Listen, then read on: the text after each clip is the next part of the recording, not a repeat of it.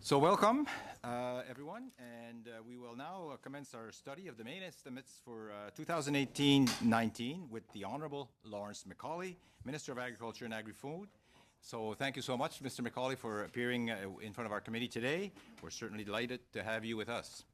On Monday, April 16, 2018, 5 votes under your ministry were referred to the committee, namely Vote 1 under the Canadian Dairy Commission, Vote 1 under the Canadian Grain Commission, and Vote 1, 5, and 10 under the Department of Agriculture and Agri-Food. And also we have the pleasure of having with us the Department of Agriculture and Agri-Food, Mr. Chris Forbes.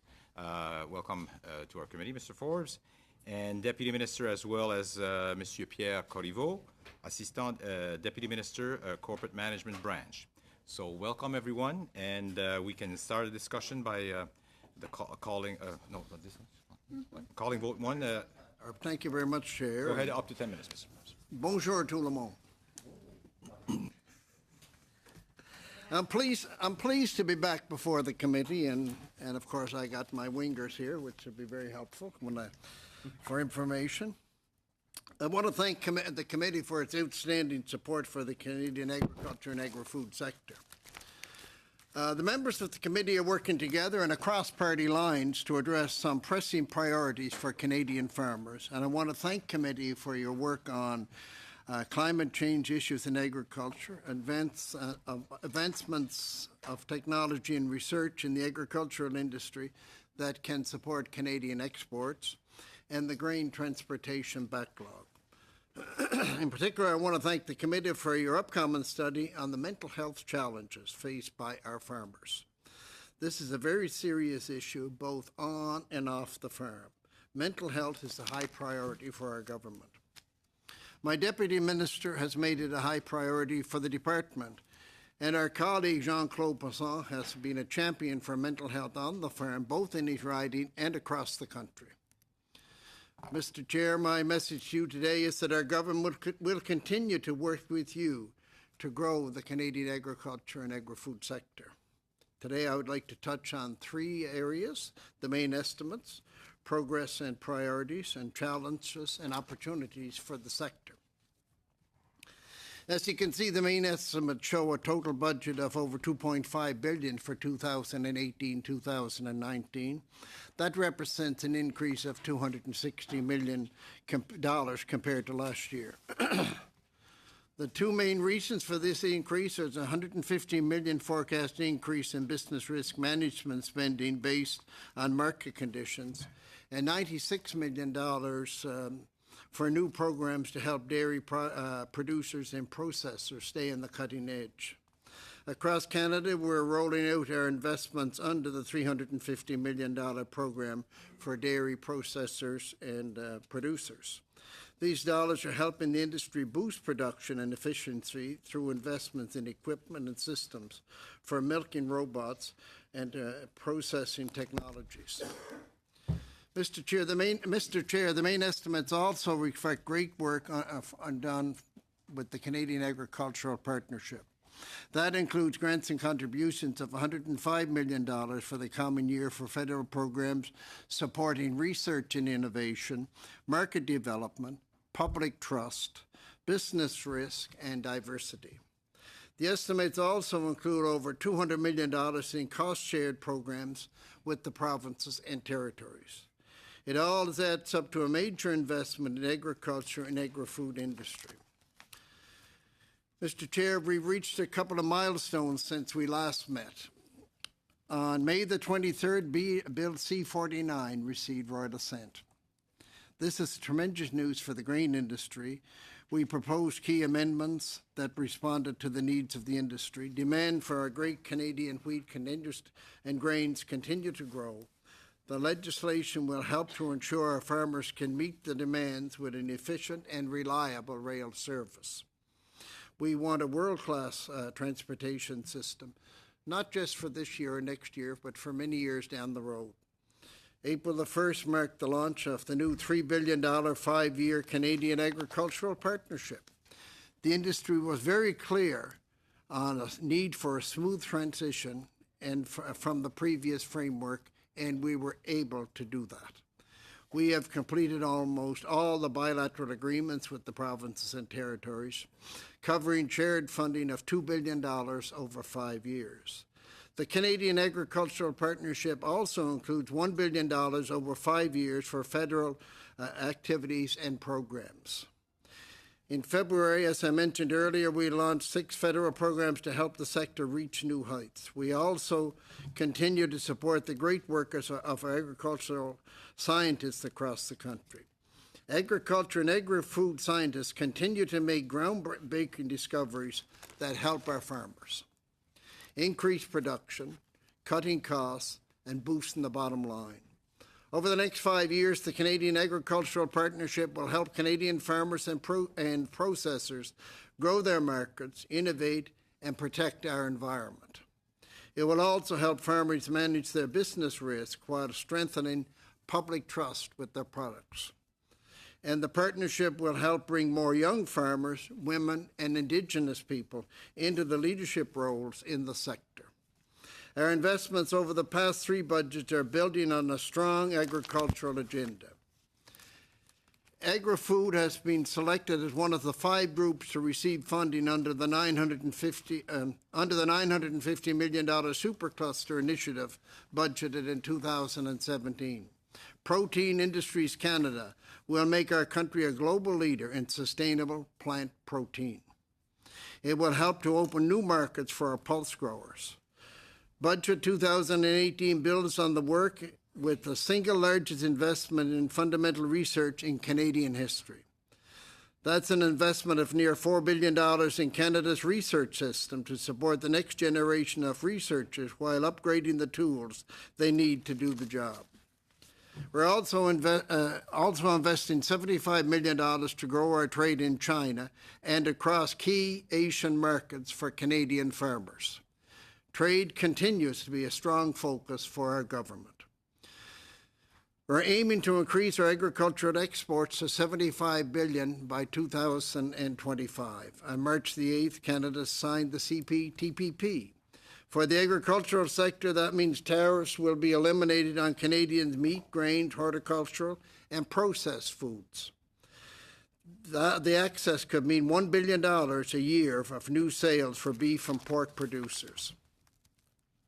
When you combine these benefits with the benefits under our trade agreement with the EU and other trade agreements, Canadian farmers will have a competitive edge in about 2/3 of the global economy. That's good news because it helps us diversify our trade. Asia is a new frontier for our farmers and food processors. In March, I led a trade mission to Japan and Korea, and earlier this month I was in China, and which has a growing middle-class population that's looking for the food that our farmers and ranchers can produce. The mission was a great opportunity to showcase Canada's high-quality food and seafood and to strengthen our ties. We're also working with our partners in North America to update, modernize, and improve NAFTA. Right across North America, farmers are united in their support for NAFTA.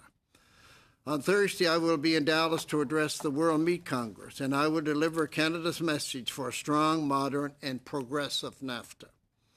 The bottom line is Canada's farmers are ready to feed the world, and the Government of Canada stands ready to support them in these efforts. Of course, challenges remain and always will. We're working to resolve the situation in India affecting our pulse exports. Mr. Chair, there will always be challenges in agriculture, whether it's tough competition on the global stage, protectionism, or changing consumer demands. But when I look ahead, the prospect for our great industry, I see a great promise. Canada agriculture and agri-food industry continues to grow.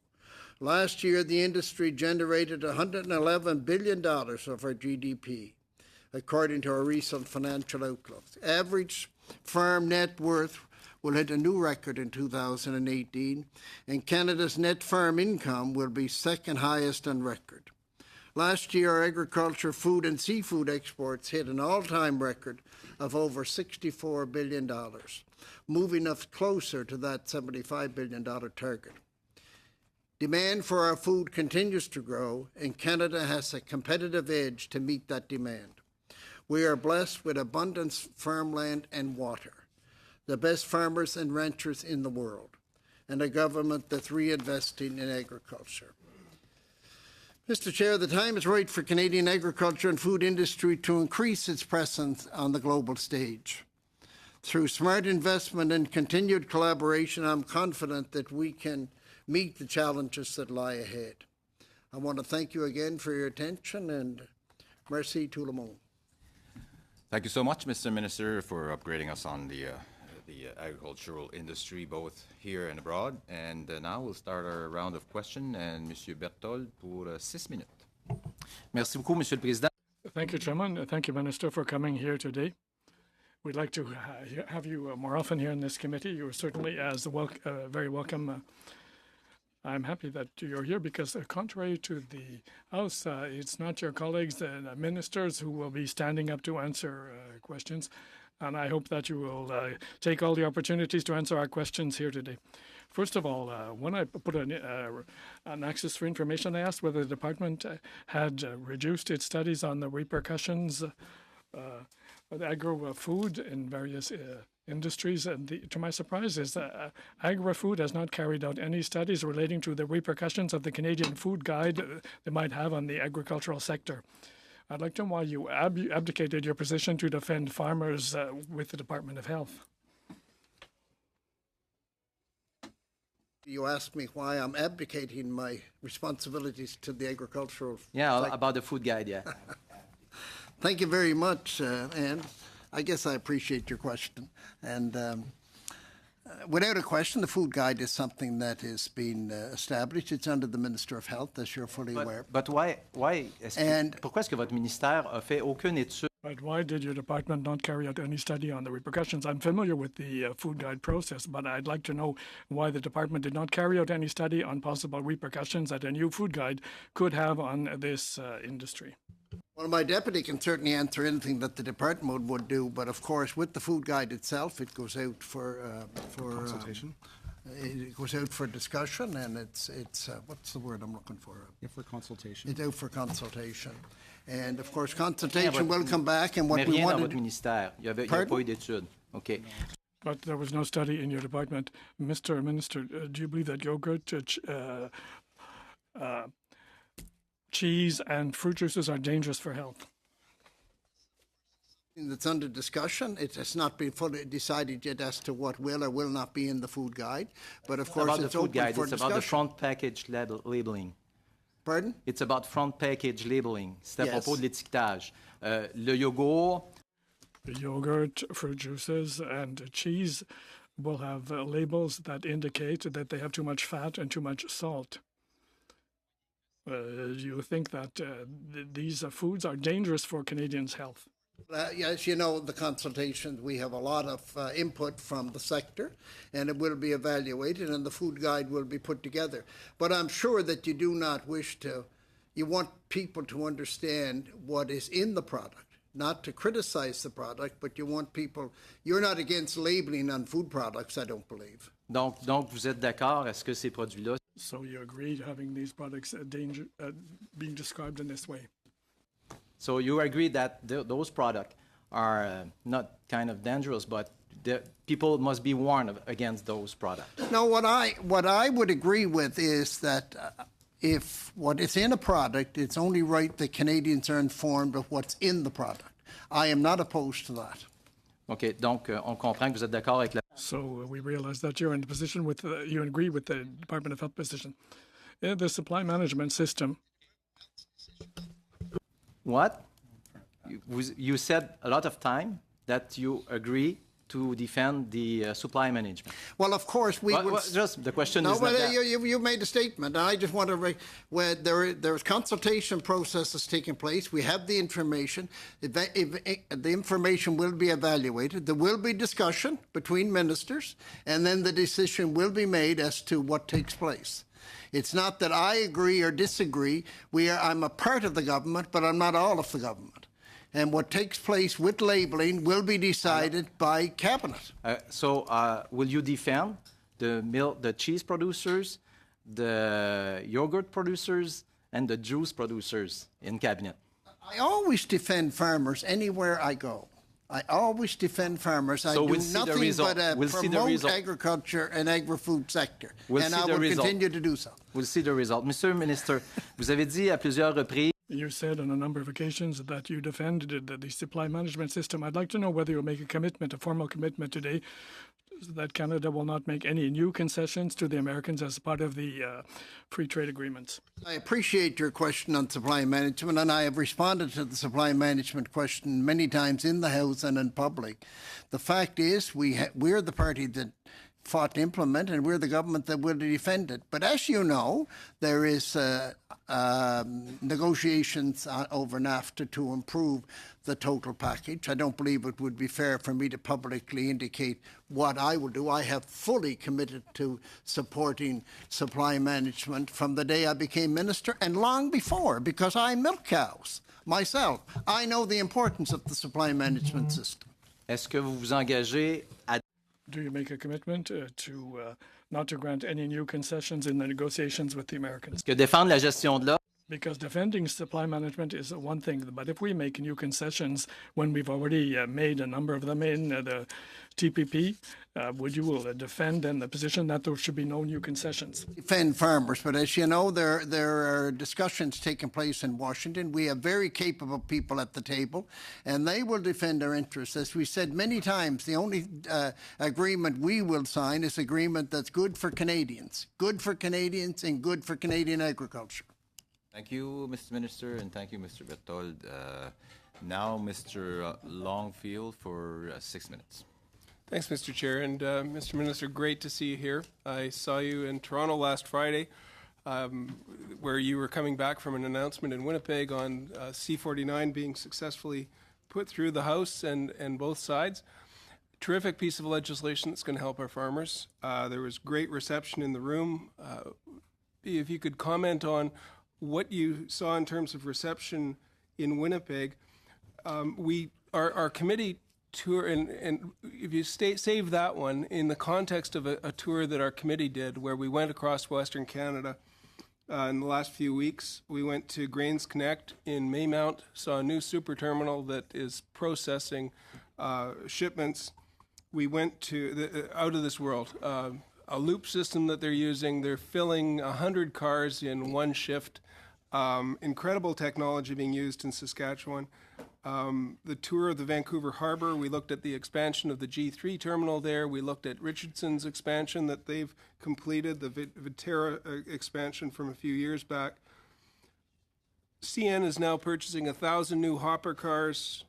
They're current to customer demand for the last month or so. So we've got capacity in the network. We've got a transportation bill that's gone through C-49. What are they thinking in Winnipeg? What's the current climate in the ag sector as you're seeing it around our transportation and getting grain to market?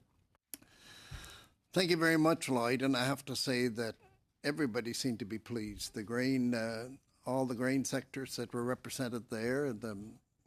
I had Ralph Eichler, the minister, progressive conservative minister, myself, and the railways were not there, but I understand they're quite pleased too. So you kind of wonder when everybody is pleased what's going on. But you mentioned about CN ordering new cars. That's just one part of what's taking place. New cars, hopper cars that will carry 10% or more product, more efficient. That's so vitally important.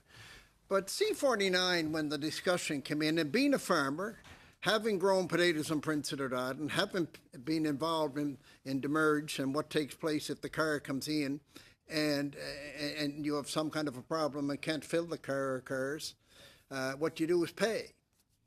Now, it's reciprocal penalties. I never expected that I would be the Minister of Agriculture and somewhat responsible for that part of legislation. It was truly unbelievable to myself, and I think it's great for the grain farmers right across the country and anybody else that's shipping. That was one thing when it was mentioned to me first. Of course, I pushed like everybody does, and you push as hard as you can for agriculture no matter where you are. But I might have indicated that was a big request and might have also indicated probably not possible. But here it is, and I think people are so pleased. And then to get soybean under the maximum revenue entitlement, that again, that's only a matter, in my opinion, of fairness. It's a very important sector. The soybean grown right across this country, and what it does is just gives them more protection.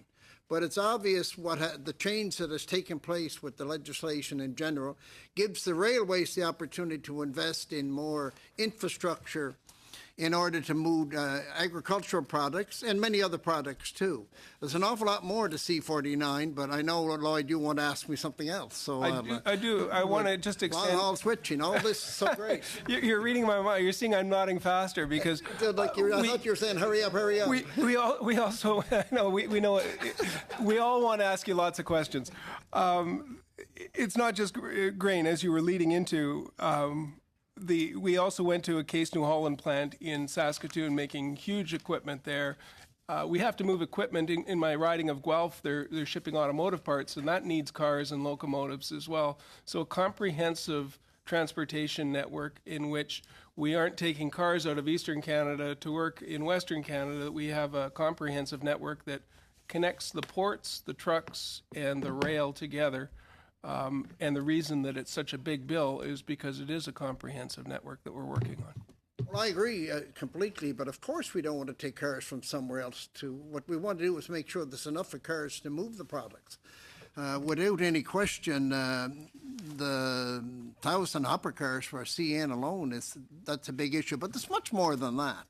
We have to down, like I've indicated, it won't all solve the day after we signed C49, and farmers are fully aware of that. But there could be double tracking in areas, the bottleneck in Vancouver, all of this stuff. Though I agree the bottleneck in Vancouver was not the problem this year, but it is a problem sometimes, and that has to be addressed too. So down the road, what it does is give us an opportunity, the government and the railways, an opportunity to put a proper system in place.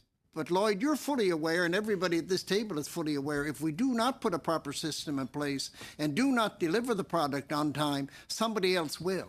That's right. And we will lose the market. So that's why this is so vital. And beyond that, the consistency of the board of directors of CN and CP need to know that there is a consistency in the legislation so that they can make those investments on track and equipment. I think by the way CN moves so quickly, I think they understand the change in the legislation, and that's why I was so supportive of the legislation and pushed as hard as I could, and I might have had a little more success than I thought, but it's great, and it's good for agriculture, it's good for the economy. All it'll mean is more money for farmers. That's simply what it'll mean. And we like that. Thanks a lot, Thank you, Mr. Mr. McCauley. Longfield. Thank you, Mr. Minister. And now, just before I move on, I just forgot to welcome Mr. Paul Lefebvre. He's sitting in for Francis today, so welcome to our committee, Paul. Mr. Alistair McGregor for 6 minutes. Thank you. Thank you, Minister, for appearing before the committee today.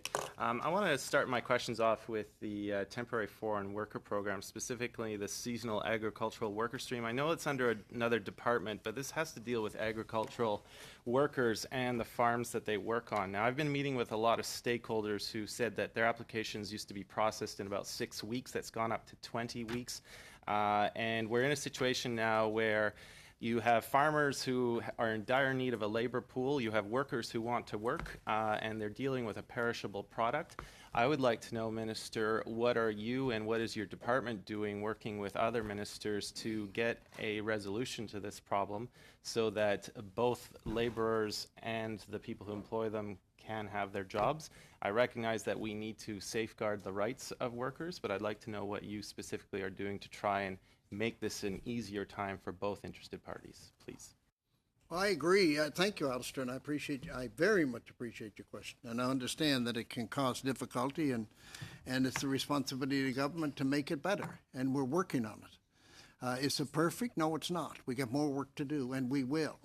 But I just held a recent roundtable with Minister Hajdu a couple of weeks ago, put together by the Canadian Federation of Agriculture. And that was a place where, plus other ways, but what it did was give the sectors an opportunity just to say to the minister responsible just what the problem was. And, everybody cares about workers' rights, and that's for sure. and nobody would say they don't. But we also have to make sure that we have, as you indicated, Alistair, a proper labor pool. And I can assure you that is certainly my interest, and that's what I've worked on. Can you give a commitment that in 2018, when we have crops that are ready to harvest at the end of summer, that this problem will not arise? What I can give you, Alistair, is to make sure that I will continue to work with the ministers responsible to make sure that we resolve this issue as soon as possible. Like indicating there are a number of paths, the temporary foreign worker and the path to citizenship, both is very important because we need more people. Look, I know there's meat plants in Western Canada running half capacity because we don't have enough. We're working on it, and we know the problem, and we were working hard to resolve it. We have done some, but not enough. Okay. And I appreciate your question. Now I'd like to talk about supply management. Surprise, surprise.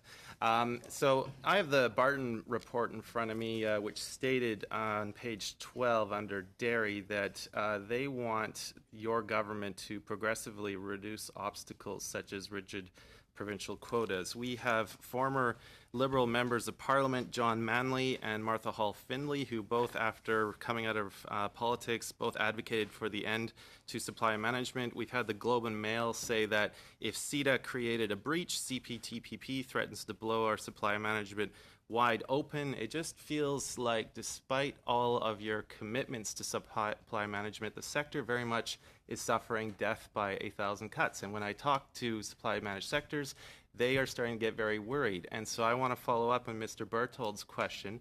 Can you give this committee a guarantee after sectioning off certain percentages of supply management under the previous two trade deals that NAFTA will not do this? Can you give a guarantee to our supply managed sectors here and now? Alistair, I appreciate your question. I'm a strong supporter of supply management. I should have taken a pen. There's a lot of things to sign here today. I will work very hard to make sure that the supply management have always and will continue, whatever sector, but the supply management system is a vitally important sector for the agriculture. I'm fully aware of what it does. I was involved in it. It produces a top quality product at a reasonable price. Are there people that are opposed to it in the media, in politics, on parties? Yes. Have come from your own party, Minister. Oh, well, they could come from anywhere. I could start naming people Not sure everywhere of if I any New want, but I don't Democrats. want to get into that. What I want to do is make sure that we do it right as well as we can. I don't want to black anybody here at all. I just want to make sure, and I'm sure you're not either, but I understand the importance of this system, and what we have to do is make sure that we strongly support the supply management system, and that's what we have done. Thank you. And I'd like to get one more question in. This has to do with CFIA. On our agricultural committee trip, we were hearing from a lot of people that the CFIA is still trying to recover from cuts, and a lot of people were saying that there are people in the CFIA who may be following the letter of the law but don't really understand the spirit of the law, and they're worried that CFIA doesn't have the necessary level of experience to help with SPS measures overseas, understanding regulatory conditions in other countries. And if we're to reach an export goal of $75 billion, what steps, Minister, are you doing in working with the Ministry of Health to ensure that CFIA has that competence, that level of experience, so that we can meet our export goals, especially staffing in overseas embassies? Well, thank you very much. As you know, in the budget, we allocated $29 million for the Canadian Food Inspection Agency for its support, and $47 million to help CFIA deal with food safety issues before they reach the domestic consumer, which is vitally important. I travel, appreciate your question, I travel worldwide. CFIA is vitally important. If you talk to any sector, and I will assure you that I will make sure to the best of my ability that it's well funded. We have put more money into CFIA, and we will need to put more money into CFIA, because when exporters export products around the world, if you got the maple leaf and the CFIA approval, people, particularly in the Asian world, feel that the food is safe. Safe food is a vitally important issue, and that's what CFIA does for us. Appreciate your question, and I quite honestly, I've been in both sides of CFIA. I had the inspectors come in. Sometimes I'd be a little annoyed. They might have a little problem with my potatoes. But I get into a lawsuit, and I found out how important it is to have science-based regulatory system many years ago. And I had this experience personally, so I can tell you I'm a full supporter. Thank you, Mr. Minister, Mr. McGregor, and maintenant, Madame Nassif, pour 6 minutes. Ms. Nassif, thank you, Minister.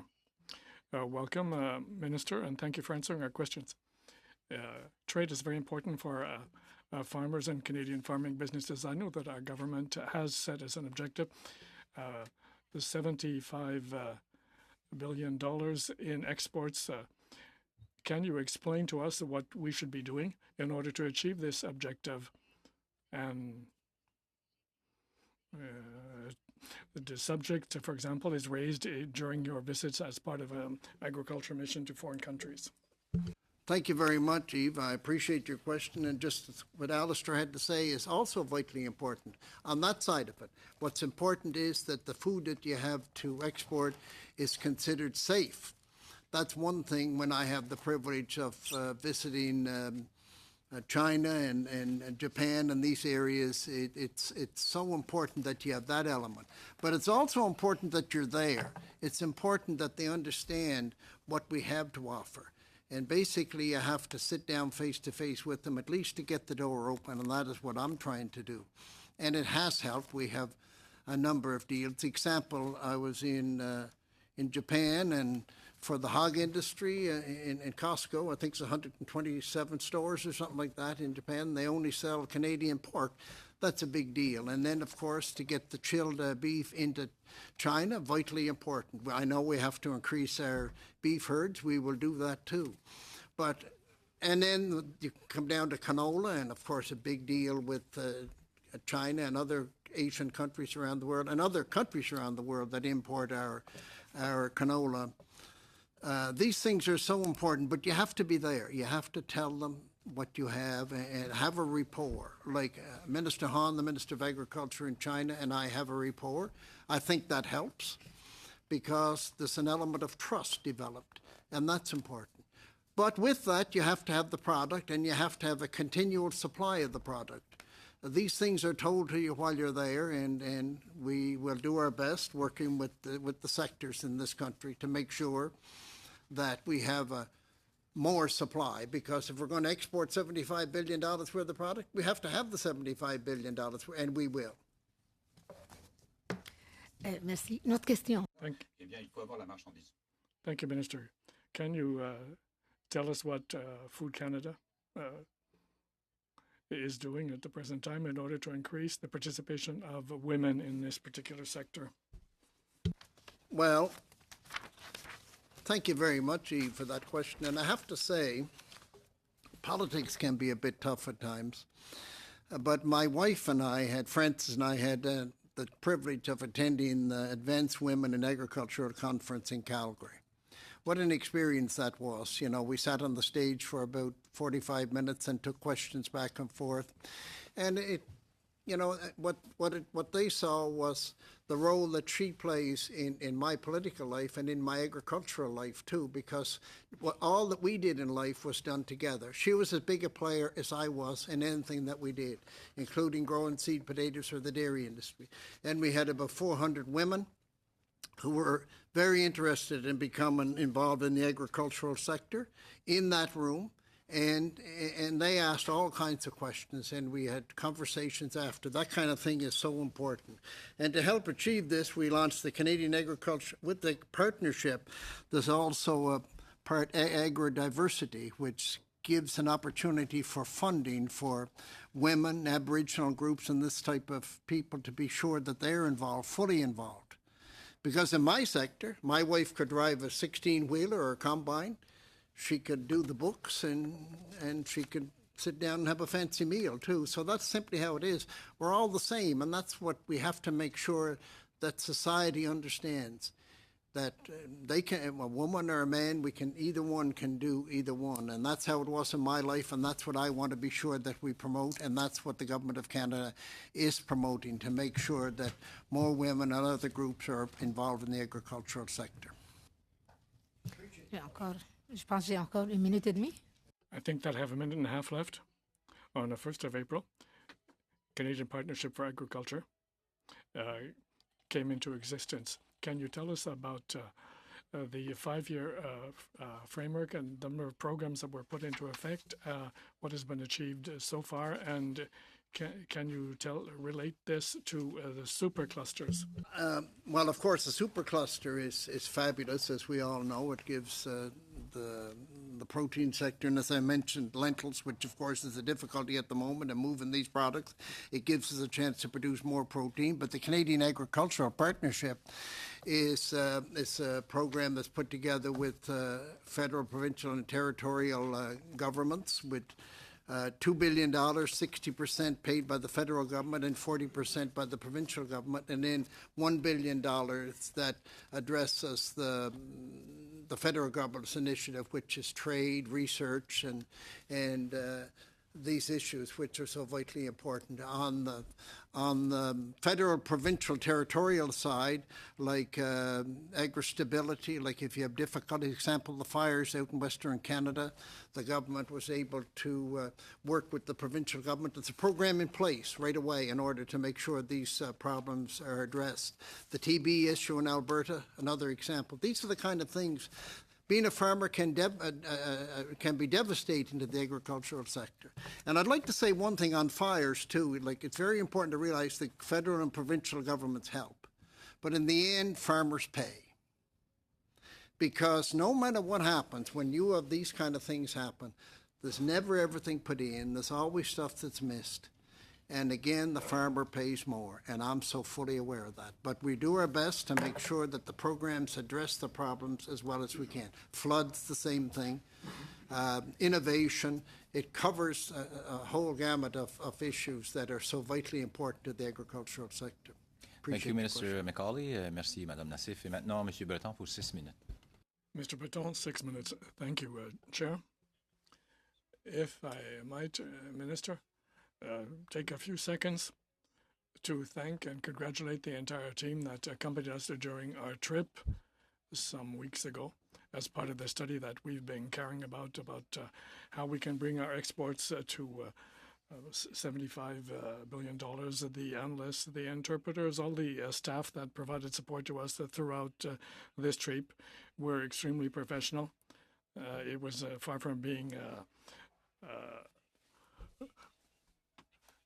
simply tourism. It was a very enriching experience, and I think that it will be very profitable as part of our study.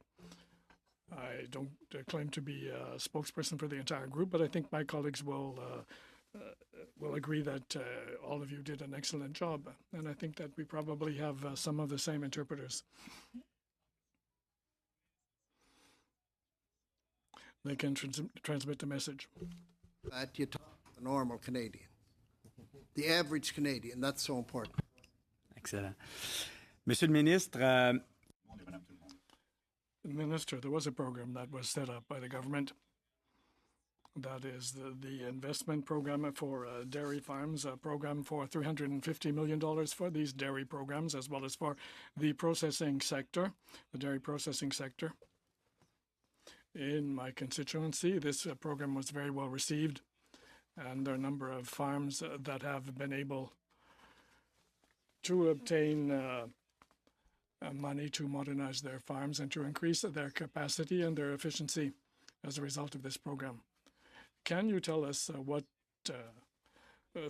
investments have been made so far, and can you tell us what type of message you've been receiving from the industry and the positive impact that this has had on the sector? That's Paul, and of course, as you know, it's $350 million invested, 250 for the producer and 100 for the processor. And of course, these were put in place in order to make sure that the farmers and the processors were on the cutting edge. Example, and I've been at a number of farms where, you know, they have robots, automatic cleaners. In fact, some of the operations could run if mankind left for a week or so. It's amazing what takes place. But they're large, and they have to have all the innovation possible, and they do. But on the And what this does is, of course, make the supply management sector even more stronger. But you're asking me too, what has been spent at the moment? Over $66 million has already been approved for dairy farms across Canada, and $26 million of that is in Quebec. And $24 million of the money has been approved for the processing industry right across the country. And this is vitally important both ways, because the consumption of dairy products is increasing continually, and of course we have to make sure that we provide the products. The consumer asks for a different product, and that's what you have to provide, whether it's in the beef industry or the dairy industry or whatever it happens to be. You have to be able to provide the product. You have to be able to provide the product the way the consumer wants it. And that is why we made sure that this program, which was put together, I think you're all aware, was put together with the agricultural sector. It came from the bottom up. It came from the farmers and up through. And of course, was $350 million enough? What is enough? But it's a major asset to the industry, and hopefully will continue, as we have spent a good bit of money and will continue to do so. And what it will do is make sure that the dairy farmer and the dairy processor remains on the cutting edge. And that is vitally important no matter where you are. I think that farmers have been innovators from day one anyhow, because quite simply being a farmer, there's ways of moving stuff. You're always inventing ways of making the job a little more convenient, and perhaps the grain is up instead of down. It's just so many things you can do to cut the costs. And of course, with these dollars, we're able to make sure that's even cut more. And that puts more money into the pockets of farmers, and that's exactly what I want to do. Merci, Monsieur le Ministre. Thank you, Minister. To change the subject, the committee did carry out a significant study in the past months relating to climate change and the impact on agriculture. You probably received the recommendations on this report. I'd like to know how you expect the department will be able to provide support, action relating to climate change and all the issues that result from this. This is a phenomenon taking place at a planetary level, and we'd like to know what type of possible investments might be made in this area. Paul, and yes, indeed, of course, I fully believe that that we have to take care of our environment and grow and make sure we increase our industries in this country, and that's in fact what we have done, and that's what we will continue to do. And on Agricultural Clean Technology Program is a 3-year program of $25 million that will help farmers decrease greenhouse gas emissions through development and adoption of clean technology. And also, we're government's committed $70 million over 6 years to support emerging priorities such as climate change and soil and water conservation. Without a question, in soil and water conservation, anybody that's around agriculture understands what happens. If you don't take care of those issues, you lose anything that washes away is dollars away from the farmer. And of course, what we want to make sure is that we programs in place. In fact, there's laws in place too to protect it if it runs into water. Thank you. But we have to make sure that we have these programs in place, and we have and will continue to invest in this area. Thank you, Mr. Minister. We have to grow our GDP and reduce our emissions, and that's exactly what we indicated we'd do, and that's what we are doing. Thank you, Mr. Minister. Monsieur Breton, Pierre. And now, Mr. Barlow for 6 minutes. Thank you very much, Mr. Chair, and thanks to the Minister for being here. But before I ask my first question, I wanted to correct the record a little bit in some of the comments that you've made so far. And you talked about the investments that you've had in CFIA, especially in the food safety program. Maybe you're not aware, but you're actually reducing the funding to food safety program by close to $100 million, and you're reducing the staff by close to 700 employees in the food safety program in CFIA. So that's one. And then you talked about the front of pack labeling, and you wanted to make sure that the labels weren't criticizing the ingredients that that were in those products. Well, that's exactly what the front of pack labeling does. You are criticizing Canadian wholesome products like milk, meat, yogurt, and those are some of the concerns that we have with those projects. But my first question is about C49, and I appreciate you taking a lot of credit for the work that was done on C49. But you also talked about being a farmer in PEI and the importance of that bill. But you also know that Atlantic Canada is exempt from some of the elements of that bill, including long-haul interswitching, which ensures that farmers in Atlantic Canada are still captive to one shipper. Also, farmers are asking for own motion powers for the Canadian Transportation Agency, which is not in there. And I quote Jeff Nelson, president of Grain Growers, who said, "Everything would have been nice. All the amendments the Senate came back with would have made the bill that much better." Mr. Minister, why were you fighting for those very critical amendments that our farmers wanted? Why weren't you fighting for some additional accountability in C49 to ensure that, should we have another grain backlog, there are elements in place for the Transportation Agency to take action against the rail lines without having to go through the minister? John, appreciate most of what you had to say, and of course you were well aware that we did increase funding to CFIA. I indicated quite clearly. That's not what the documents from Agriculture and Agri-Food Canada say. John. The point is, you are fully aware of what we have done and how important it is for CFIA to be. I can show you the document right here if you're But not it's also familiar. important, John, that we. That when you're putting a bill together, that you put the proper transportation system in place for the country. And I think you're fully aware of what took place with C49 and all the investments that have been made.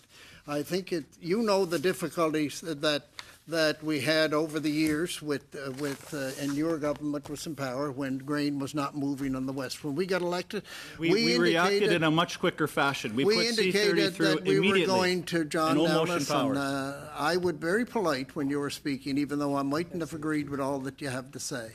But what I had to do as Minister of Agriculture and Agri-Food is make sure the issues for the nation were addressed. And when you look at what took place and all the amendments that all the issues that were involved in Bill C49, if I could just find my paper here, it's all that we did in order to make sure that everything was addressed to make sure that the grain moved. I'm sure you fully agreed that reciprocal penalties are vitally important. I never dreamt the likes of that would have happened as being Minister of Agriculture and Agri-Food. And it's so important to the farmer, not being unfair to the railways, but it's just fair both ways. Okay, to make sure that soybean was under the maximum revenue entitlement. I'm sure you agree with that, even though you might have voted against the bill. You're running out my time. You sort of answered my question. And that was vitally important. And Mr. also Chair. to make sure the long-haul interswitching was put in place Mr. Minister, in order to make you're sure just trying to run out the that time. we had You're not answering the questions that I gave you. A proper I would like to move on to the next question, transportation please. system, John. That's what you have to have in order to make sure that you move the product. If you That's can't, what we if you fought. can't answer You the know what question, I'm took going to move place on to before. the next question, if that's okay. You know that what took place before Bill C49 came into play. I know exactly You what know happened. the problems there were. Mr. We Minister, put the can you bill in answer my place, next and question? now Can we you- have a situation that over the years Minister, we can will you be ask able me to how- move the ask- product, ask and we will be answer able my to question. make sure that grain. How much is the carbon tax going to cost meets- Canadian farmers? meets Can you the answer that question, target please? for the export market? For if you do not have the grain, Mr. Minister, can in you and answer wheat in the how proper much is the place. carbon tax going to cost Canadian farmers? Have you done that analysis? I can tell you one thing, my good friend John, that farmers have been great stewards of the land. They have been taking care of our environment for many, many years and will continue to do so. Carbon pricing is an important part. You know very well. Can you tell me how much it's going to cost the Canadian farmer, a dollar figure? Have you done that analysis? John, is it my time to talk? No, it's our time. No, it's my time. Yeah. It's actually my time. We canvassed in order to make sure that we would take care of the environment and increase our productivity. So can you in say this I don't country. know? And that is exactly what we have done. As you're fully aware, a large portion of the country is under tax on carbon, and the farmers know very well if you do not take care of your land and water, you cannot produce an agricultural product. That is why So you're they saying you bought haven't done the into analysis on what it's going to our cost the program of Canadian making farmers sure. to pay for the carbon tax? But you know very well that the provincial government has the opportunity to reimburse No, this is a whatever they federal wish, carbon tax. but You take responsibility for it. Have you done the analysis? what Yes I or no? can tell you is that we made sure that we're going to take care of the environment and increase our GDP, and that is Farmers are exactly looking for what answers. we're doing, John. You know that. Farmers are looking for definitive answers, Mr. Minister, and you're not giving it to them. And that's what we're But facing. We farmers want somebody fighting for us here. Well, farmers got what they voted for. A good government that's making sure Yeah, they that we have they didn't get a what they voted for. transportation system in place that works to make sure we take care of our environment and increase our GDP at the same time. That's exactly You tell what we are Canadian doing. farmers how much the carbon tax is going to cost I them. met a lot of Canadian farmers just 3 or 4 days ago. They were elated at what we were doing, even though you You're might have talking to voted different against the farmers. bill, but you can answer for that in the next election. But we feel that Bill C-49 was vital to the We're talking about the agricultural carbon sector. tax. We also feel that Can you tell taking me how much care the of carbon the tax is gonna water and cost the Canadian soil farmer? is also vitally important, and we've done that. Thank you. Very, Colin, it's very, been a privilege. Very Fun. interesting conversation. Unfortunately, we have to move on. And now, Mr. Pesci-Soliro for up to 6 minutes. Mr. Chair, thank you. And Minister, it's always great to have you here and to hear you answer in a very thorough, thoughtful manner. Minister, you recall that a couple of years back, you visited the Hogler farm in Steveston, East Richmond, and you had mentioned that you recently visited Korea, Japan, China. And a lot of those folks there are interested in expanding into those markets. Can you tell them what you heard on these trips and also give them advice and tips on how they can expand into these emerging markets? Joe, thank you very much. And we had some farmers and exporters from Canada exporting the very products that you and I looked at on that farm, cucumbers, beets, and this type of thing. There is a market for that too. And without a question, the people in this country, the exporters in this country, fully understand that the market is there for these products. We can produce those products as well as we can produce canola, beef and pork, and all these other things. So it was heartwarming indeed to see. We had a function at the embassy with a lot of importers in China, and the interest that the importers had on the green products like that's smaller, like cucumber and beets and that type of thing, and the demand for that. When you look at the population of China and looking at the expansion of the middle class, the population of this country basically every year, with money to buy the products that you and I had for today for dinner, they want the product. And what these people did in that show was made sure that the importers in China understood that we can produce these high quality products, and they were done up in a grand fashion, to tell you the truth. And it's so proud to see that. Without a doubt, they will be selling a lot of these products in China. But again, it's important to be there. They were there and they had their products, and they were showing their products, and they're indicating how they're produced. They are concerned about the environment in China too. They want us to take care of our environment, and we are. What they want, and they also want the quality products. They want to make sure they have the safe product. And without a doubt, the producer or the exporters that we had there and the importers were impressed with what we saw. And I'm glad you brought that up, because it was interesting, to say the very least. Minister, earlier on, Monsieur Breton talked about the dairy farm investment program. Another individual that you met a year ago or so was a Savage Farm.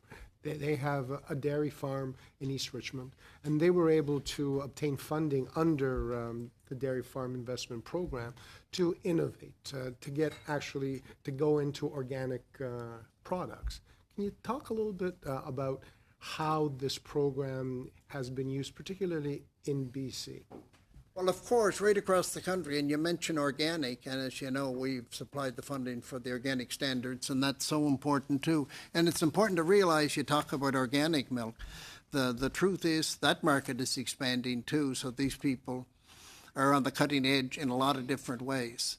But we import as much organic product as we export, so it's kind of important that we increase our production in that area. And I believe that the programs that we put together, you're talking about the $250 and the $100 million programs that lets farmers innovate.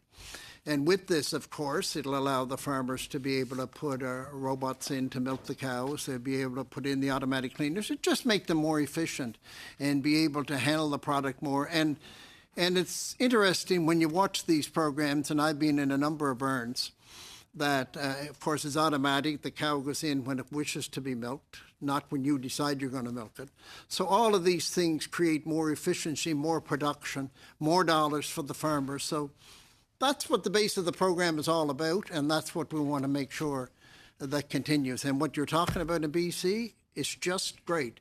And, of course, they can produce a lot of these green products, too, the smaller products that you mentioned first. So on the dairy side, they would become more efficient.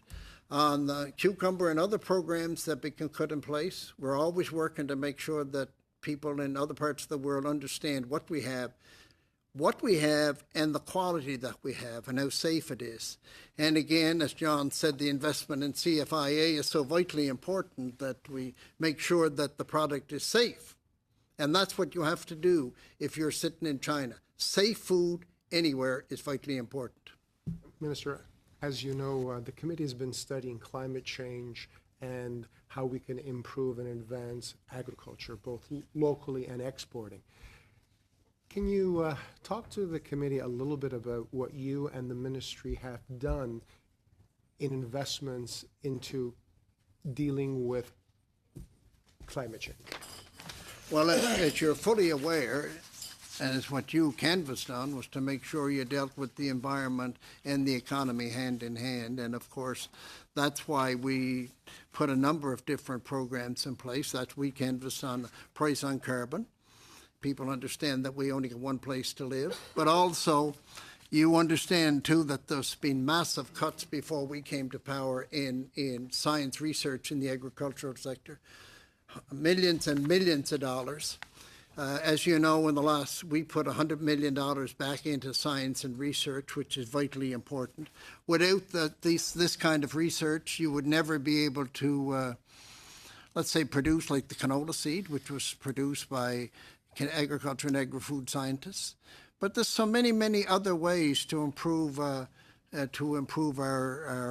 environment and increase our productivity and make sure there's no loss to the agricultural sector. Just in land management alone is one area that a lot of money can be lost. Precision agriculture. Thank you, just Mr. a system Minister. that makes sure that it's, all these things are so interesting but so valuable and helps the bottom line. Thank you. Thank you, Mr. Picciolito and Mr. Minister. Now, Mr. Dreeshen, for what do we have? 5 minutes, yes. Well, thank you very much, Mr. Chair, and welcome to the Minister. What I'm going to refer to, and perhaps your officials can get it out for you, is page 29 of CFIA's departmental plan for 2018-2019. And in that, there is a relationship that speaks to the actual expenditures of 2014-2015, which is the last year of the Conservatives.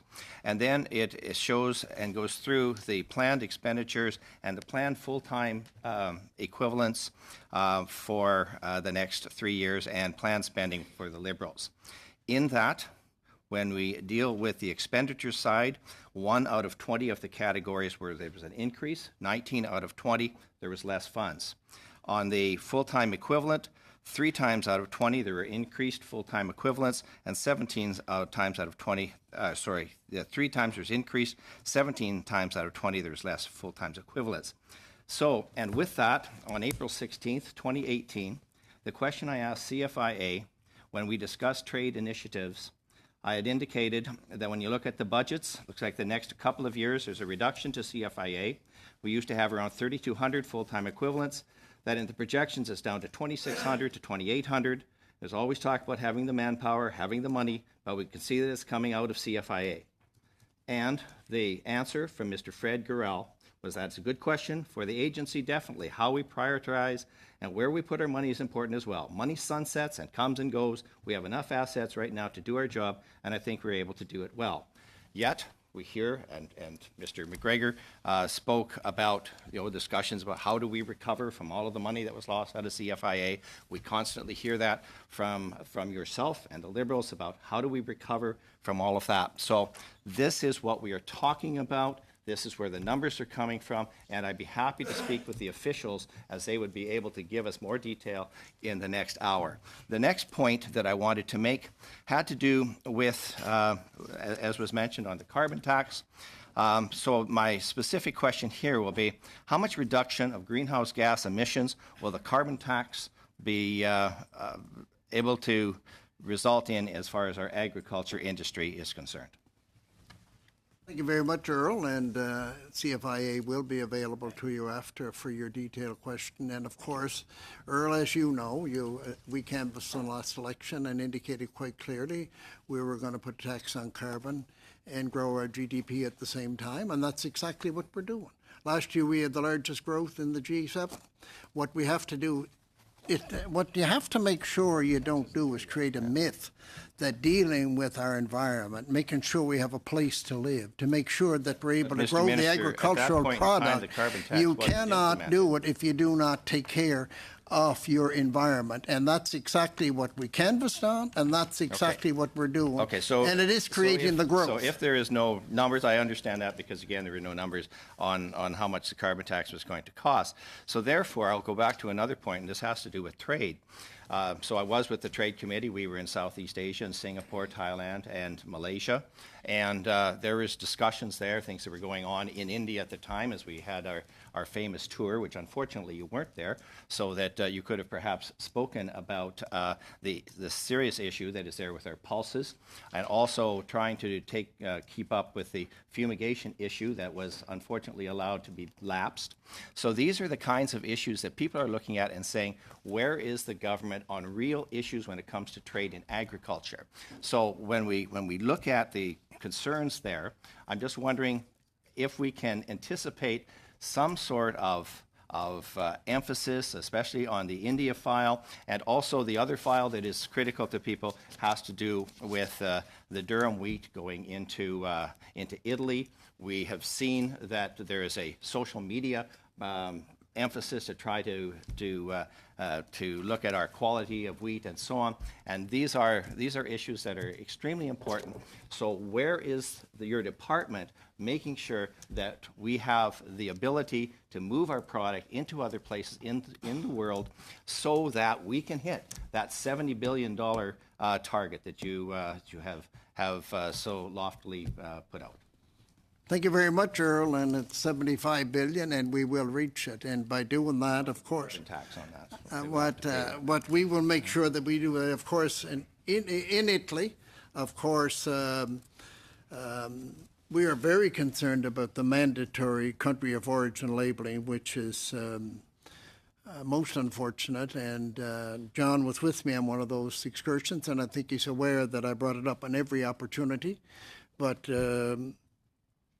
we are continuing to work, and the department is continuing to work with the Italian government and the EU in order to properly follow the trade regulations that they have agreed to. And with the Indian issue, most unfortunate, they just decided unilaterally they were going to do this with not only Canada but every country in the world, the same treatment, and it was unexpected. But again, we're working with the Indian government. We have great farmers in this country that can produce the product, and it's obvious that India does not want the product at the moment. But we were very concerned about the way that they put the tariffs in place without any discussion, and we will continue to work with the Indian government and every other government in the world. That's why we're in Vietnam, China, and other countries around the world in order to make sure that we can sell the product. There's always going to be problems. There's always going to be people putting up trade barriers, I expect. And we have to continue to work around them and work with the bureaucracy in order to get around these kind of things, because it hurts our farmers, and I'm well aware of it. But continually, we have to make sure that we are present around the world and that the countries that are able to buy the product understand the quality of the product we have. That's what we have done, and that is what we will continue to do. Thank you, Mr. Minister, and unfortunately, this is all the time we have. I certainly want to thank you for being here to talk to us about all the enhancement and all we're doing inside and outside our country and for the farmers. So thank you so much for taking the time. We shall have a small break, and then we'll come back with the officials for the second part. Thank you very much.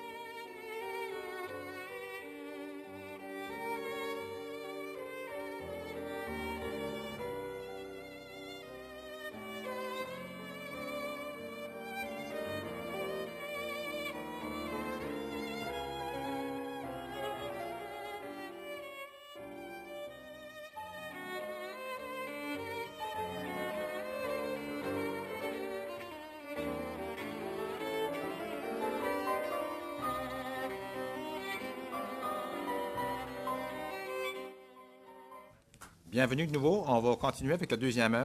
We'll be continuing our second hour with officials from the department. I'd like to welcome you again then, Mr. Corriveau and Mr. Forbes, for our second hour.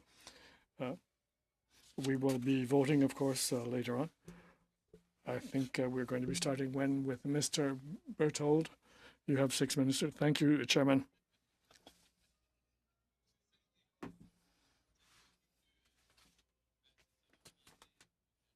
I think that it'll probably be a bit more calm. Thank you for being with us, Mr. Forbes and Mr. Corriveau.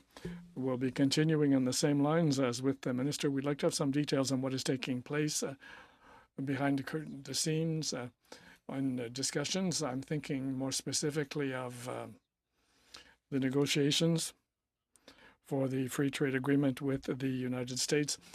I'd like to know at what level the department is involved in these present discussions for the renewal of the free trade agreement with the United States, so we have a good idea then of what the involvement of the department is.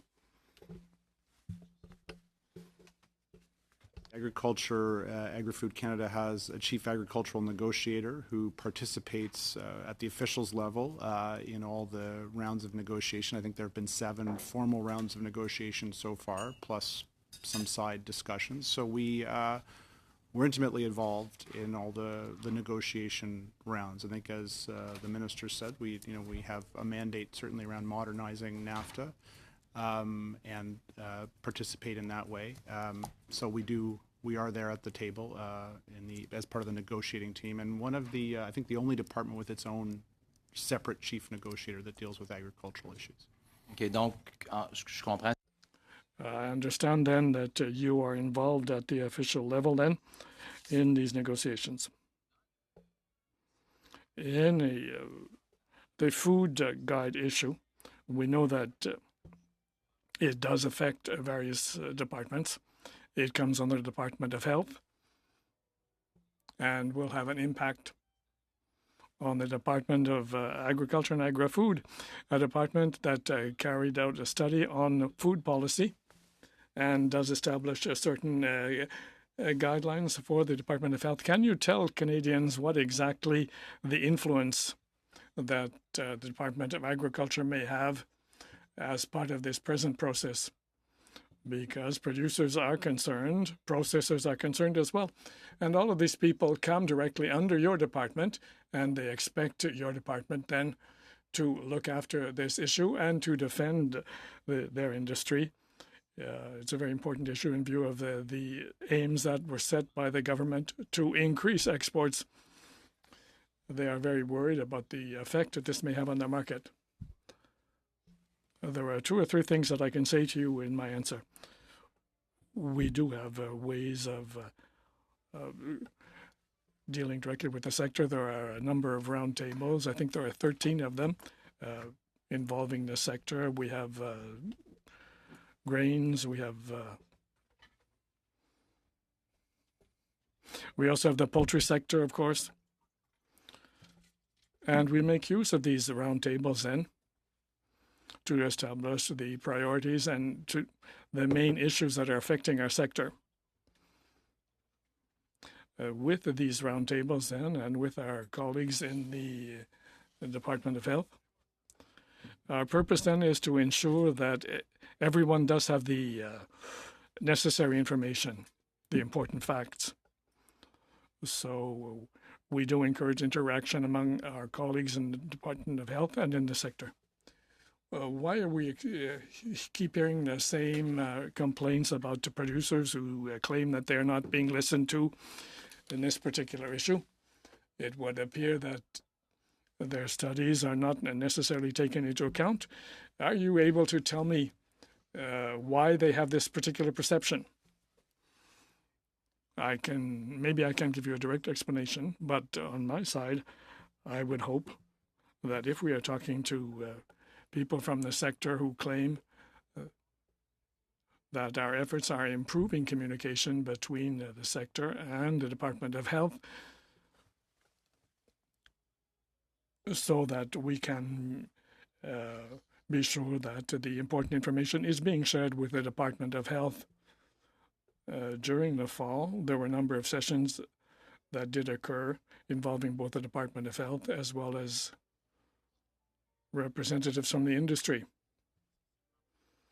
I cannot say whether this is a perfect system, but I would say that there has been improvement in the type of communication between Department of Health and our sector. One last question then, I'll put it quite quickly. This relates to the labeling, front of package labeling. The minister said previously that this decision was going to be taken at the cabinet level. If this decision is taken by the cabinet, then the Minister of Agriculture, I suppose, will be submitting a recommendation to the cabinet. The way that it normally works is that it would be the Minister of Health who would conduct consultation during the spring. I think that it concluded in April. I think that most of the members of the industry that are affected have given their point of view, their feedback on the government's proposals, on the proposals then.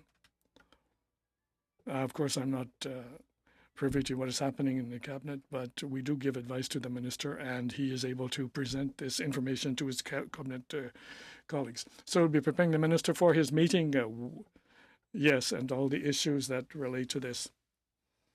Thank you, Mr. Berthold. Mr. Longfield, you have 6 minutes. Mr. Corvo, Mr. Forbes, great to have you back in front of us again. Looking at the main estimates, there's a funding of $3,214,000 for a youth employment strategy under the Career Focus Strategy. And in Guelph, we have specialist high skills majors programs at the high schools. We've got the Ontario Agriculture College that continues to have problems filling the numbers of jobs that are out there. They have more jobs than student grads for many years now. So looking at how do we encourage youth to get into agriculture and how the investments that are being shown in the estimates are going to help us to expand programs to get youth interested in agriculture. Could you comment how that ties together? Sure. Why don't I take I'll start off on that. I guess a couple of things. I mean, the money under Career Focus is obviously for students to get on-job, work experience in the areas of interest to them, and I think this is a great chance to bring people into the sector. And it's a broader program that obviously works across the government. I guess I would say I think it's one of a number of pieces that happen in different places. Some are, co-op opportunities that may happen through universities. We have organizations like 4-H and others that are out there promoting the sector and interest in the sector. Indeed, just as a sidebar there, I think there was a national science competition for students a couple of weeks ago, and a number of 4-H students finished, close to the top of that. Kind of bringing the agricultural science to the fore. So there's a range of opportunities, and I guess I would also say within the department, we do a lot of student hiring. Some summers I go, would be up to almost 1,000 students, over 1,000 students with all of the people who come into our research centers. So there's multiple places where we can work on promoting, I think, the sector as an interesting place for people to work in where they can have fulfilling careers. And we're lucky in Guelph that we have both AAFC and we've got OMAFRA with the HQP program. So we're more fortunate than a lot of communities, but we see this as something that's an ongoing problem. And we're trying to fill in with immigration and with other things, but unless we get the kids interested, we're going to be in trouble down the road. And I guess I would say, the minister mentioned that I think that we have the government set up 6 economic strategy tables, one of which is in agri-food, and certainly I sort of support that table, and I would say one of the issues that's come up is exactly that. How do we engage students to encourage them to participate in agriculture? How do we make sure that the talented kids are coming through and seeing agriculture as an attractive option? Super, thank you. There's an innovative solutions program that's been allocated $200,000 in this year's estimates. Innovative solutions can mean a lot of things. I'm wondering, what are the particular problems that these funds are looking at? How are they different from what ISED might be working on? So primarily this is in our science branch. In fact, under that umbrella, there's a science cluster. that touches a number of areas, like from beef to canola. It's partnership from the industry, sometimes the university, and our own research capacity internally. So basically, it's to create that esprit de corps of providing a partnership between the private sector, the department, and academia. So is it associations that are providing the funding, or is it companies that provide? Some of it could come from the associations. Some can come from the like. Basically, it's like to create that partnership that can exist between the three levels. I think that when our committee traveled to Guelph a few weeks ago, we went to Cargill, and we were on the floor there. They showed us the labor-intensive butchering that's going on and how much trouble they're having with the butchering, but they're looking at some types of innovative solutions. But robots can't work very well with carcasses, so trying to tie in some type of science to solve the problems on the floor at Cargill, might that be some example of what we... That's a possibility. Like we have a research center in Saint-Hyacinthe, for example, that would look, or in Guelph also, where they look and work with the food industry. Thanks. In the highlights section of the estimates, it mentions 6 priority areas, and one of those being public trust. And when we were looking at the policy framework, when we did our study a few years ago, we kept coming back to the issue of public trust and how do we build the trust between urban and rural? How do we build the public trust up for people that don't agree with what the agriculture industry is producing in terms of, so we had a little bit of a heated discussion in our last session around front of label packaging and that type of thing. How are the estimates addressing the issue of public trust? So certainly, as you point out, as part of, we do have the first year's programming under the Canada Agricultural Partnership there, and as you point out, public trust is a key issue for the sector. I would say both through some of the federal programming, the Agri-Assurance program as an example, but also through some of the cost-shared programming that provinces and territories would be delivering. So certainly we're looking for, projects that industry organizations have to kind of raise the profile and kind of help all Canadians understand the safety, quality, and other attributes of the food they eat. I personally really appreciate seeing what you're doing, and that the studies we're doing in this committee are actually ending up on budget line items. So it's great for us to see that our work is getting somewhere, and appreciate your input today. Thank you, Mr. Longfield. Thank you, Mr. Corriveau. Mr. McGregor for 6 minutes. Thank you very much, Mr. Chair. On page 12 of the departmental plan, just at the end of the top paragraph there, it mentions that effective January 2018, Agriculture and Agri-Food Canada and the Canadian Food Inspection Agency created a new shared branch focused on international market access and regulatory trade issues to provide more coordinated support to the industry in advancing our international trade agenda. So that was a question I had raised with the minister, and I know there's some disagreements between the Liberals and the Conservatives about how CFIA's budget has been used or the amounts over the years, but I was just wondering if you could tell me a little bit more about this shared initiative, because this was very much a topic that came up repeatedly during our cross-country trip.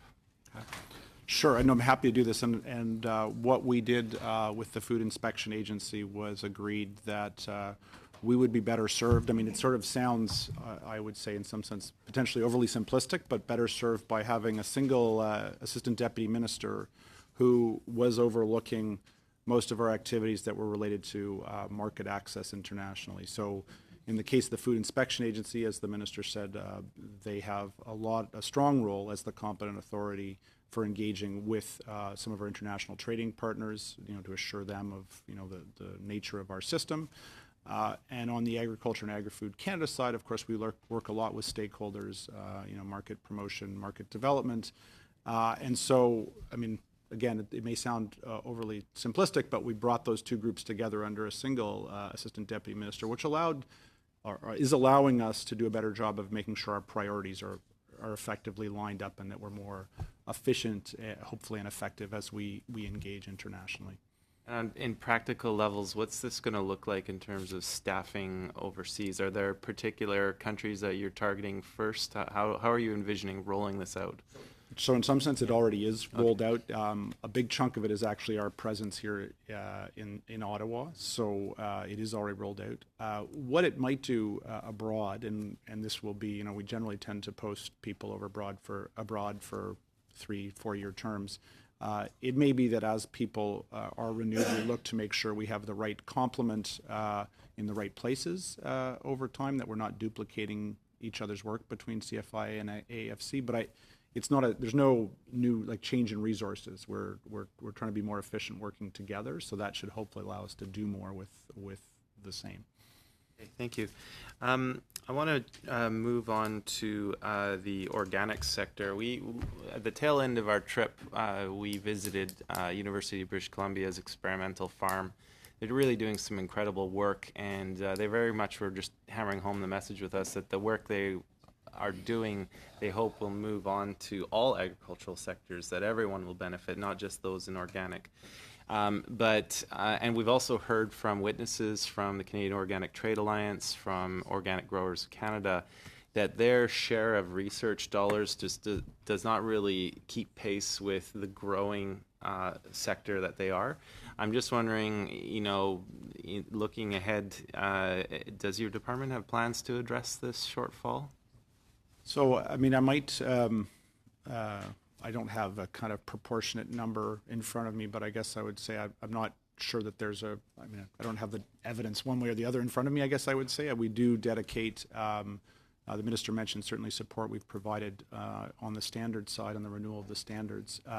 On the research side, we do have dedicated research folks who are looking at organic production systems and doing research in that area. So do we have enough or not enough? It's always a bit of a balance on where the priorities of the sector are. And we do have a new round, as the Minister talked about, the agricultural partnership, obviously under the agri-science program. We will have new clusters of research that come out, and some of that should be of some benefit to the organic sector. Thank you. And then in the 2018-19 main estimates, I think there was some mention of some of the business risk initiatives getting an increase in funding. I just wanted to sort of put this in the context of what our grain producers just went through with their transportation problems. Did you see a spike in demand? Is our current suite of programs adequate, and did we meet the demand for the crisis that just occurred? And I know C-49 has just passed, but I just want to ensure that we're actually there for our producers, because we've heard a lot of very gut-wrenching testimony that they were in a pretty bad spot. A couple of things. I think in the short term, where we would look to have seen if were we meeting the demand of producers was programs like the Advance Payment Program, and also through the Farm Credit Corporation, were we seeing a big uptick there in demand. And I would say we managed in there, we didn't see major shifts in demand.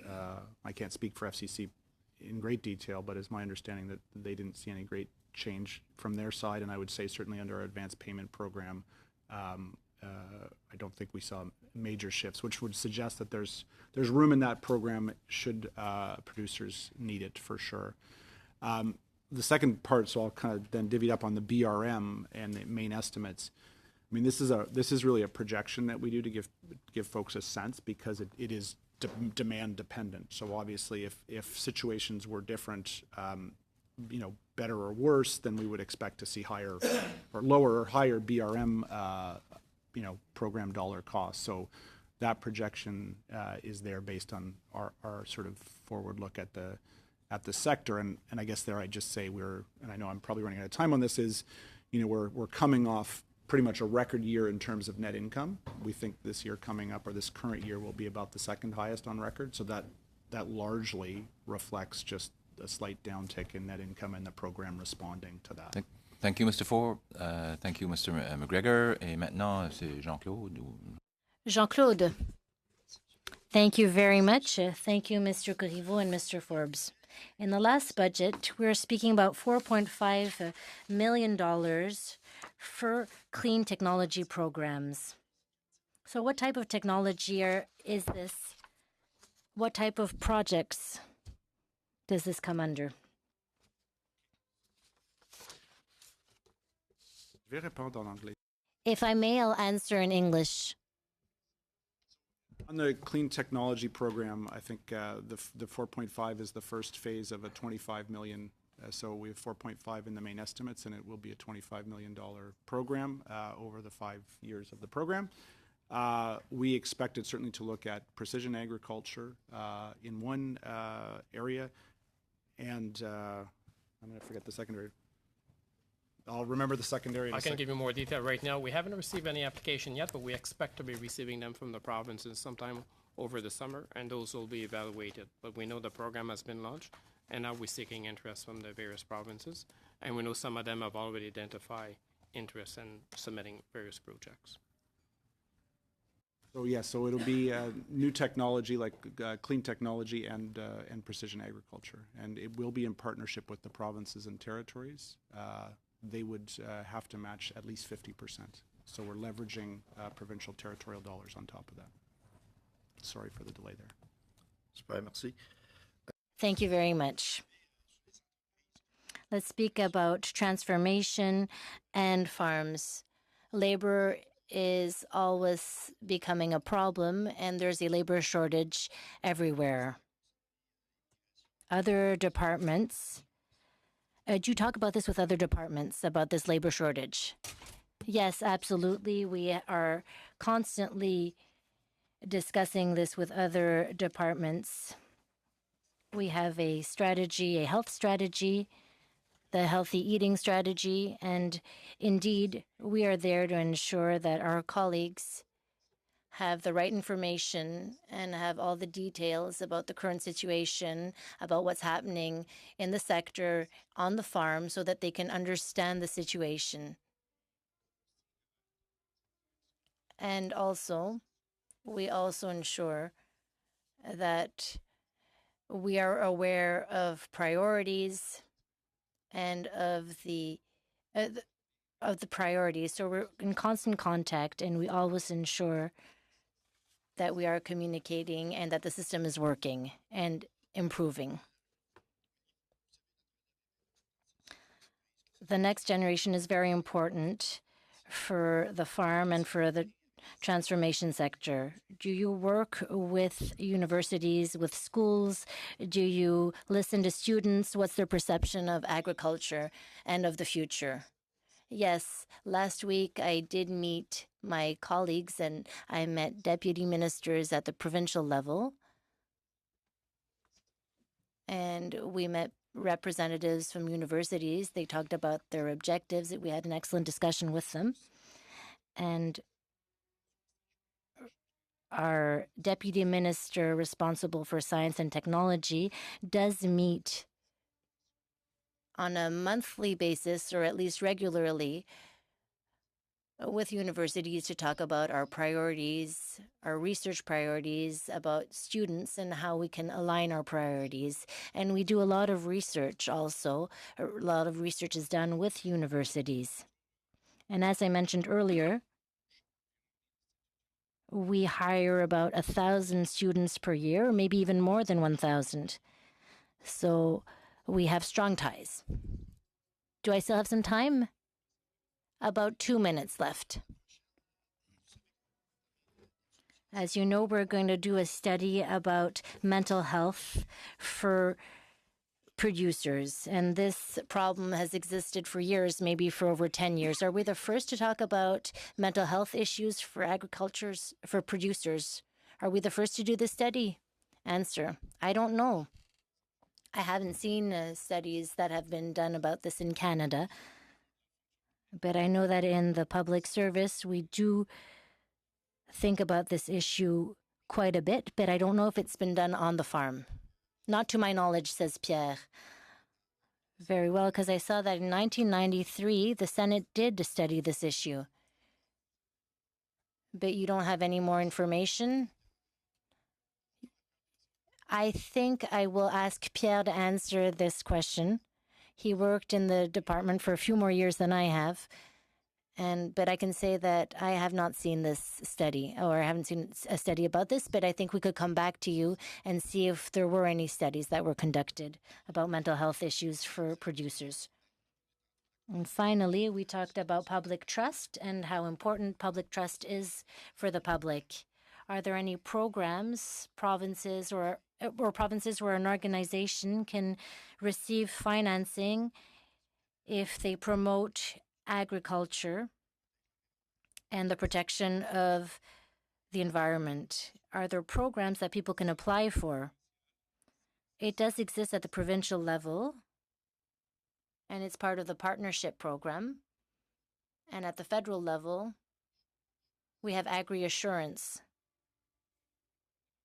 So it does exist at the provincial level, maybe not in all of the provinces, but almost.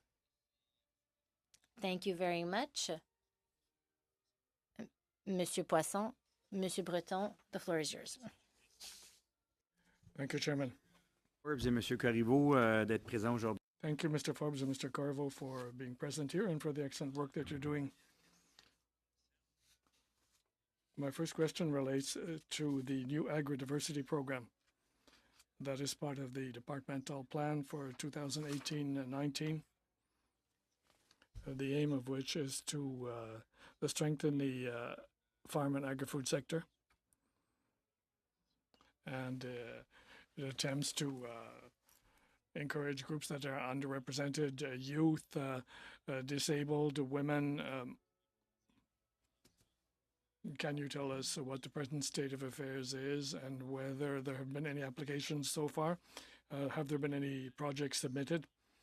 And can you tell me how much money has been allocated to this program? Reference was already made to the fact that it is difficult to attract people to work in the agriculture and farm and agri-food sector. And this may be a way of improving the participation then in this sector. I'd like to hear what you have to say about this. It's a new program, a new sector, and it's probably worth hearing more about what exactly is taking place. I think that perhaps I can give you 3 main points. It is a new program, you are right. So we are in the initial phase then of making this program better known in the sector. The program was launched in April, but of course it's still very new. I don't know how many applications there have been, but I think it's probably very early for us to have received many applications because people are finding out about this program. The purpose of this program is to increase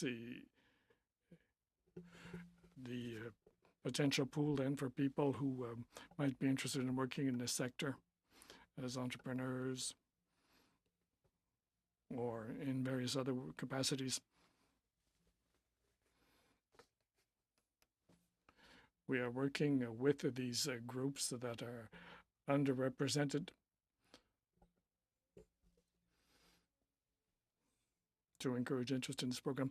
Can you tell me whether there's been any promotion? Excuse me, Mr. Corriveau. Yes, in relation to the first question, this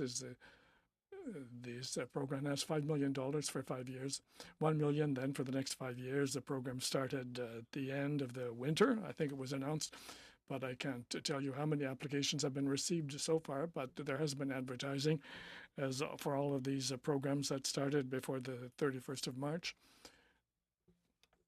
There is a transition, and then we are attempting to ensure that the programs already announced would continue, as well as these new programs. Can you tell me where this promotion has taken place? What particular target group or these underrepresented groups that were referred to, or is it been with the unions and or others? I would say that all of them have been informed. We've started this partnership in the 1st of April, and we've been talking a lot with the producers as part of our commitments last year. We started preparing for this partnership, and we engaged in a great deal of consultation with these underrepresented groups. We're talking about young people, Indigenous people, women. These people were consulted then, and an attempt has been made then to ensure that they are properly informed about the program and the rules and all the rest. Just one other question. Yeah, from a very down-to-earth point of view, can you tell me whether it's the farm producers who are expected to make applications for projects, or whether it's these underrepresented groups? It's the underrepresented groups. These are groups of young people, women's groups. We're not talking about the individual level here. We're talking about organizations. I don't want to say that a producers group is not eligible, but the purpose then is to increase the capacity in the sector. So in one, it could be either, I suppose. But we would expect mainly from the underrepresented groups. I think that this is a fine opportunity here dealing with this problem of labor shortage here, labor shortage in almost every sector. A good opportunity to engage in this promotion. And I did put a question to a number of farm producers in our area, and they were not aware of the existence of this program. They don't always have the time to find out. Of course, it's a shared responsibility. But when I talked to them about it, they thought that it might provide good opportunities, particularly if there is funding, because these are not always people that do have experience. There's a training that is required. And it does take time to integrate these people in their business. I don't know how much time I have left, Mr. 15 minutes, 15 seconds. 15 seconds. This is a great opportunity. Sure. When it comes to promotion, we do have offices of the department throughout the country, and if you're talking to a group of producers who are not aware of all of these programs, we do have in all the provinces experts who are able to give them information. Thank you, Mr. Bartel. Thank you very much, Mr. Chair. And again, thank you very much for the officials for being here and asking a big variety of questions and doing a great job about it. I wanted to pick up where I was asking some questions of the minister in terms of the impact the carbon tax will have on Canadian farms. And I know there was an agriculture census done in 2016. I believe you did crunch some numbers on maybe the average impact that will have on Canadian farms. And those numbers showed that it was going to be disproportionately more impactful, detrimental to Western Canadian farms as opposed to Eastern Canadian farms. Now, this data was combined from information from 2015, 2016. Is there going to be additional work on that, or would you be tabling an updated data on that? Because that analysis was on $25 a ton. That may increase. So, I mean, the brief answer is yes. We have done some updated work, which I think we can share. What I would say that the first analysis that you're referring to, Mr. Barlow, was done, I think, prior to the backstop being designed, and was based, as you say, on a $25 a ton, and I'd say it was fairly high level. We've refined some of that work since then. I don't have it in front of me, but I think we would certainly be quite able to share it. Maybe the only caveat I'd say is with from a straight analytical point is it is partial, because we don't have the sort of provincial, and the minister talked about the provinces and their designing of the tax, but also, or the price, but also what they do with the generated funds and how they reinvest it into their provincial economies. So it is still a bit of a partial analytical piece, but it's something we can share. And thanks, I appreciate that. If you could table that information, that would be very helpful. Was any work done on the updated analysis that you talked about, Mr. Forbes, in terms of, certainly from our stakeholders, we've heard a lot of what farmers and ranchers and our agriculture producers have been doing for years in terms of carbon sequestration, the work they do as part of their daily lives. Has any of that been taken into account on the other side of that, in terms of the carbon sequestration that the agricultural sector does? Yeah, I mean, we can do a bit of that, I think, in part because some jurisdictions, as you would probably be aware, have carbon offset programs which, provide some credit to the sector for actions taken. I think Alberta, in fact, is the most notable there. Other jurisdictions are not quite as far along in that. So we have some of that. Again, I'm not sure that it can be completely captured just because the nature of modeling some of these things is sometimes quite difficult. I know this may be a difficult question for you to ask, but certainly another issue that many of our constituents have been asking is with the TPP. I know that the treaty itself was tabled last week. Any idea on when the legislation would be following that? Certainly, we're hopeful that it would be tabled prior to the end of this session. As everyone here understands, that we want to be one of the first 6 countries to ratify that agreement to take full advantage of accessing those new markets. Any discussions in terms of when that may happen? Yeah, I guess I'd say it's not, that's not my minister department, so I couldn't really comment on how quickly. I would say, though, obviously we've heard the message that you're passing, which is, I think, the desire of the sector has been quite clear with the stakeholders I meet about the importance of early, being one of the first signatories and being early out of the gate. So that certainly that message has been clearly delivered to us and something where we certainly communicate to colleagues. Is there any idea on, as you work forward through that process, when we were in government, we had a very substantial compensation package as part of the CETA and TPP. We haven't seen that similar compensation package unveiled as part of that agreement. Is that ongoing, or negotiations with our supply managed sector happening as well? We're certainly having discussions with the sector. I would say that the minister and I believe the parliamentary secretary have met with a range of supply managed stakeholders since the agreement was signed in March. And certainly one of the things we're trying to better understand with the range of supply managed groups is what they see as the effect and kind of opportunities and challenges they face going forward. So we're trying to get a more granular sense, if you will, about how they see their sector going forward and thinking about what that means in terms of how government can be positive contributor to that.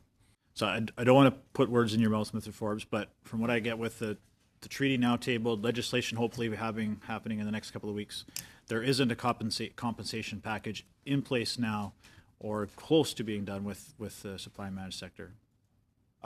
Yeah, I wouldn't put words in my mouth. I guess what I would say is there is not a public package right now. There are discussions ongoing with the sector. I couldn't comment on, obviously, when the government would take a decision one way or the other on that, right? I appreciate that. Sorry, and I'm going to go back to the carbon tax. There's one question I forgot to ask.